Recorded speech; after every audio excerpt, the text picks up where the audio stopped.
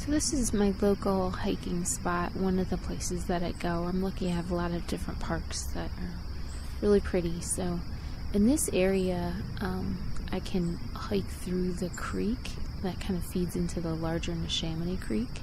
So I wanted to come to just sit and kind of observe this area and just see how I can maybe incorporate some of this into the bird bath area in the garden. So I can hear a lot of bird song, but today it is raining, so the birds seem to be high up in the trees and not really here on the ground.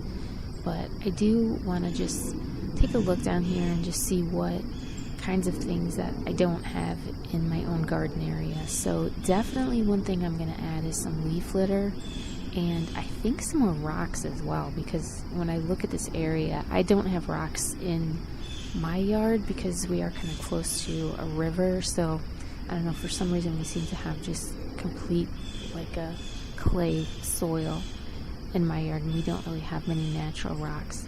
But I think I'm going to have to bring in some additional rocks because this area, it's basically rocks, it's leaf litter. Definitely have a lot of plants that are volunteering up here, so it makes me want to maybe restrain myself a little bit in this bird bath area and maybe let a little bit of grass grow, or just things that aren't supposed to be there, just kind of restrain myself from overweeding it. And then obviously there's a lot of moss here, and leaf litter obviously will come naturally, but I think I might also add some leaf litter here as well. The other thing I notice is a lot of broken branches. I do think that I'm going to add in some birch branches to this area as well, because obviously it makes sense. The birds want to sit on branches. They don't probably want to sit on rocks. So I do think I'm going to add that in as well. So obviously this is a big forest area. I'm not trying to bring the forest into my backyard, even though I wish I could. But I think that I can do it in a miniature setting in this garden, because the truth is, if the birds find one bush they like, they will be there and they will sit in it, and if they can, they'll eat fruits from it or whatever. But I do think it's worthwhile just sitting here in the forest and kind of taking stock of what I have in this garden and what I don't have, and it gives me a real sense, I think, of what I need to bring into it. So I actually do have ferns that pop up in my yard, and I always weed them out, but there's so many ferns in this area that maybe I will transplant one or two into this shady area. So here, one of my favorite things in this park is just all the moss on the different fallen branches and on the rocks. It's just such a great color, such a great contrast color.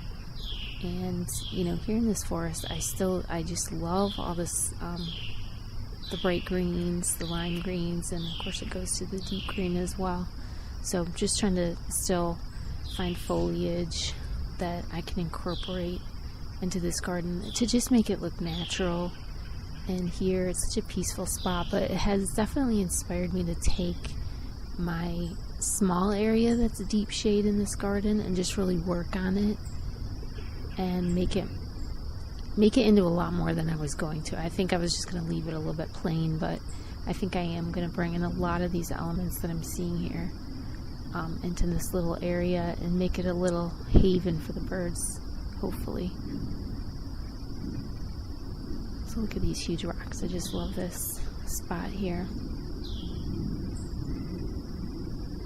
I always imagine there's little caves in here, because there's so many little spots where there could be.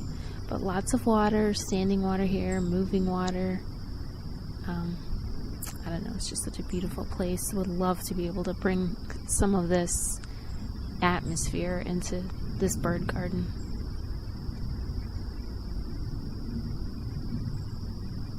So thanks for sitting with me and looking at this inspiration. I really appreciate you watching, and we'll come back for part 3 where we wrap up this bird garden design.